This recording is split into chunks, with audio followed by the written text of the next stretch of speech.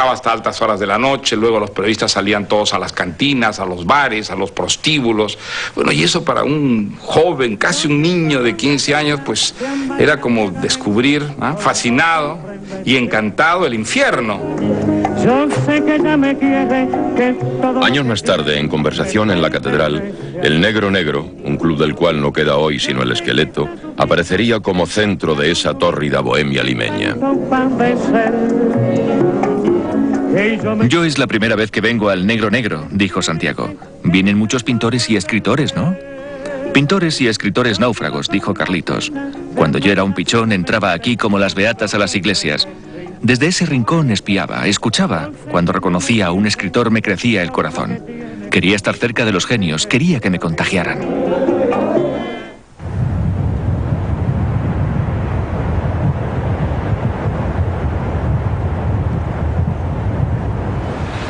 Pero la incipiente carrera periodística del joven Vargas Llosa se ve suspendida, al menos por un tiempo, cuando logra escabullirse del yugo paterno para regresar a estudiar a Piura, el añorado epicentro de su infancia feliz.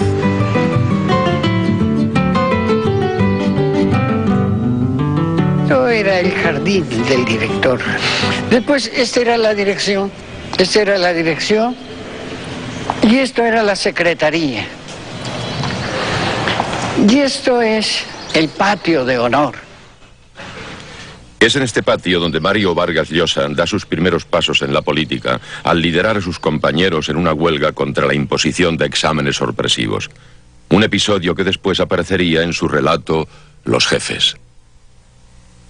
Pero quizá la gran experiencia literaria en Piura fue que estrené la obra de teatro La huida del Inca que había escrito en Lima. Durante la semana de Piura, en el mes de junio, el Colegio San Miguel presentaba siempre o un espectáculo o una obra, y a mí se me ocurrió proponerle al colegio que este año fuera una obra de teatro de un alumno del Colegio San Miguel. Entonces Mario se presentó donde el director y le dijo: señor, yo puedo presentar una obra de teatro. Pero no, ¿cómo? Sí. Y le enseñó La huida del Inca, que es una cosa histórica, en fin, en 3 actos, que se presentó y fue todo un éxito en el Teatro Variedades. Pero lo cierto es que cuando él salió, parece que lo veo todavía delgadito, él, pero alto, espigado, y lo aplaudieron a rabiar. Ahí se ganó el corazón de Piura. Fue una experiencia emocionante, verla en el teatro, y además fue una experiencia que me hizo sentirme que ya era un escritor, que había ya llegado a la literatura. Desde aquel día, Vargas Llosa lleva en su billetera como un amuleto precioso el programa ya casi deshecho de La huida del Inca. Así que ese año, pues sí, hice ya un poco vida de escritor. Salía del colegio y me iba a trabajar en la industria de Piura, donde además de escribir sueltos, informaciones locales, darle vuelta a noticias de los periódicos de Lima, publicaba poemas, publicaba pequeñas historias, ¿no? Mario venía después de terminar las clases a las 5 de la tarde, corregía pruebas y después escribía sus crónicas, generalmente de cosas que veía, cosas de costumbres, en fin. Es una lástima que después se terminó esto, pero quedan los recuerdos. Y es una lástima porque hasta el titular se lo han quitado. Sí, el titular ahí arriba decía La industria. Desde aquel entonces, Vargas Llosa ha seguido cultivando con fidelidad el periodismo y sus artículos aparecen con frecuencia en los principales diarios del mundo.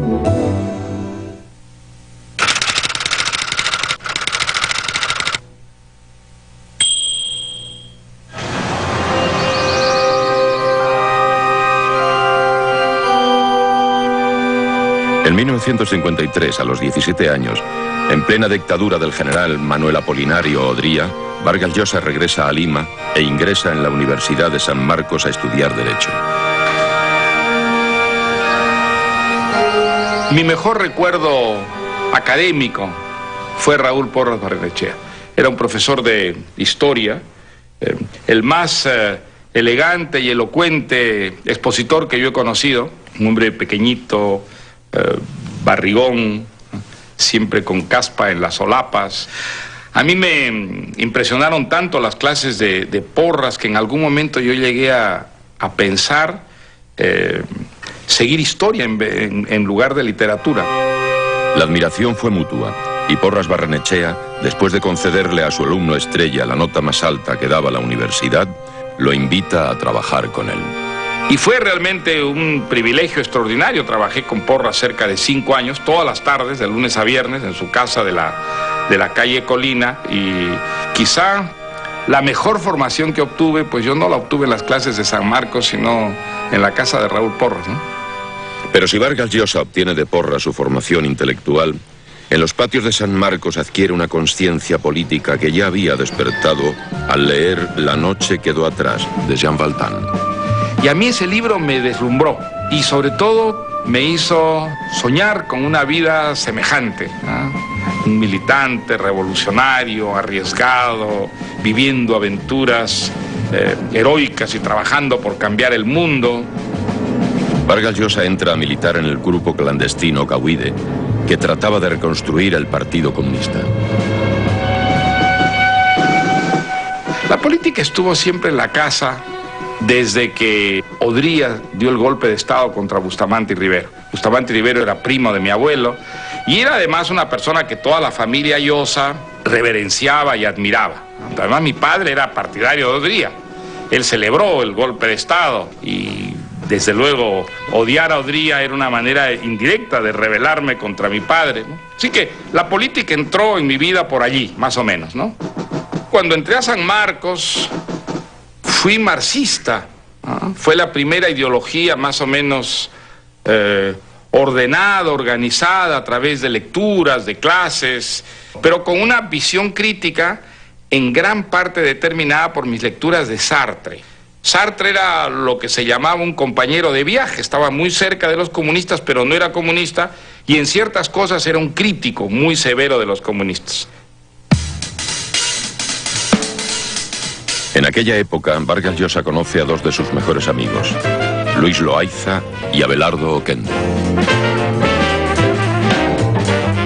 Mario era ya desde entonces un autor comprometido, muy interesado en la política, y nuestras discusiones eran enormes por eso. Un sartreano y un borgiano pues tenían pendencias permanentes. Y él trataba de encauzarnos, ¿no?, hacia la visión social de la literatura, ¿no? Y estas cosas nos proponía, nos citaba todo el tiempo a Jean-Paul Sartre. Y no sé si fue Lucho o fue Abelardo, quienes, como yo andaba siempre leyendo a Sartre y citando a Sartre, me pusieron ese apodo tan divertido, que además a mí me encantaba, el sartrecillo valiente. Oquendo aún recuerda con sorna la trágica iniciación literaria de Vargas Llosa durante una reunión de la revista Letras Peruanas. Esa imagen sí la tengo muy clara porque él estaba muy derechito, ¿no?, como siempre, con la espalda muy recta, ¿no?, muy peinadito, ¿no?, muy formal. Entonces, leyó un cuento. Y el cuento parece que no impresionó a nadie. Y hubo una suerte de silencio y ahí quedó todo. Es decir, el fracaso total. De modo que este fue el nacimiento, ¿no?, de Mario Vargas Llosa, poco afortunado en la literatura nacional.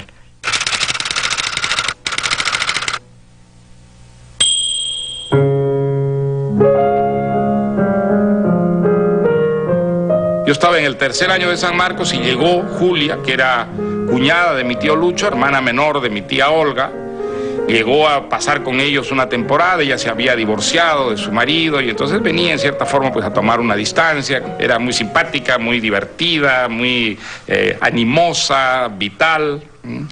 Y pues qué niño no se enamora de una mujer joven, guapa, simpática, atractiva, así que fue una pasión bastante, digamos, exaltada y rápida.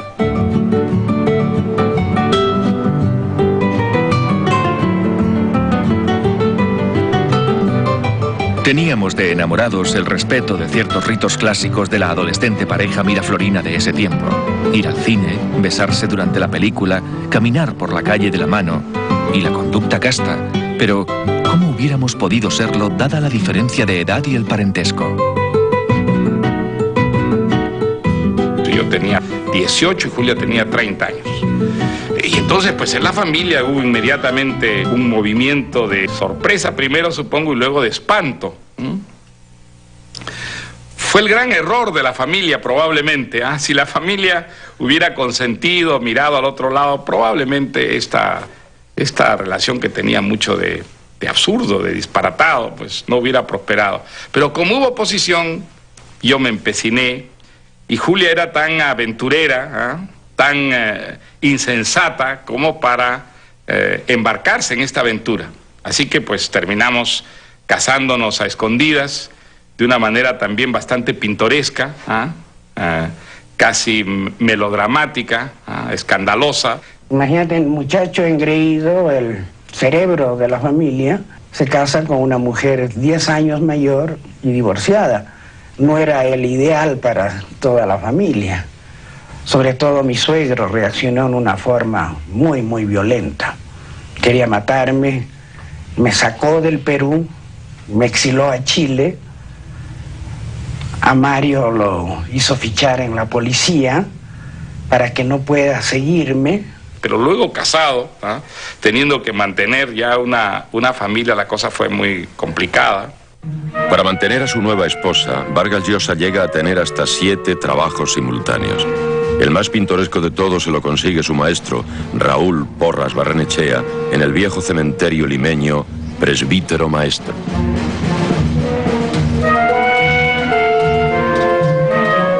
Había allí una serie de cuarteles que ya no estaban fichados, no estaban registrados los muertos. Y entonces mi trabajo consistía en ir al cementerio, tomar los nombres y las fechas de las lápidas, ponerlos sobre papel y llevárselos a la beneficencia que me pagaba por muerto. Era muy divertido. Muchas veces Javier Silva, mi gran amigo, me acompañaba y me ayudaba a fichar los muertos. Yo los fichaba, se los traía a la casa y Julia los pasaba luego en fichas, tal como quería la beneficencia. Lo que me maravilla todavía es cómo teniendo 7 trabajos yo podía seguir con mis estudios. Y me las arreglé incluso, además de seguir los cursos universitarios, con escribir cuentos, escribir artículos, participar en polémicas literarias, y finalmente hasta hacer mi tesis. A pesar del agobio de los trabajos alimenticios, Vargas Llosa y sus cofrades logran encontrar tiempo libre para publicar una revista a la que llaman Literatura. En 2001, un admirador le hace firmar a Vargas Llosa un volumen encuadernado de la revista que había conseguido en Uruguay. Y entonces Mario le preguntó el precio. ¿Cuánto ha pagado? Y le dijo $500. Que nos ha parecido pues un precio desmesurado, una revista de jovencitos, a quien nadie conocía entonces, ¿no? Y que no tiene mayor importancia, ¿no? Comprada por este admirador naturalmente de Mario Vargas Llosa, ¿no? En $500 en Montevideo. Pero entre tanto, una única idea fija asedia la mente de Mario Vargas Llosa: viajar a Europa. Tenía la enorme, digamos, ilusión de poder irme a Europa. Era mi sueño. Estaba convencido de que nunca sería un escritor si no llegaba a Europa, y sobre todo a Francia, que era donde yo quería llegar. Porque decía que había que viajar a Europa, que acá no se podía escribir, y que había que irse no solamente a París, sino al bosque de Broselandia. Instaurar en el bosque de Broselandia una colonia de escritores, ¿no?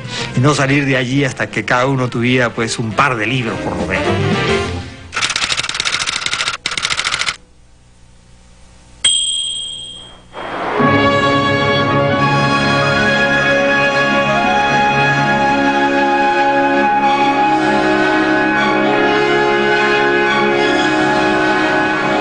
En enero de 1958, Vargas Llosa alcanza por fin su meca literaria.